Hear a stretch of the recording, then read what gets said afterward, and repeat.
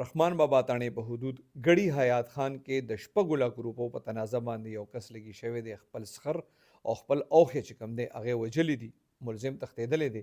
دې حوالې سره چې رحمان بابا تاڼې کې کوم اف ای آر درج شوی دی په هغې کې مدعي دی شهزاد ولد جاوید، دا د ګړی حیات خان اوسېدونکي دي. د ریپورټ درج کړی دی چې د ده د خور خاوند راغلی د دې کور سره دی موجود وایي د ده د خور خاوند او د ده د رور سلمان په خپلو کې په 6 لک روپو تنازه باندې تکرار شوی دی. په دې باندې د اوښې غوسه شوی دی. د ده د رور سلمان هم وژلی دی او خپل سخر جاوید چې کوم دی هغې هم وژلی دی. ملزم تښتېدلی دی.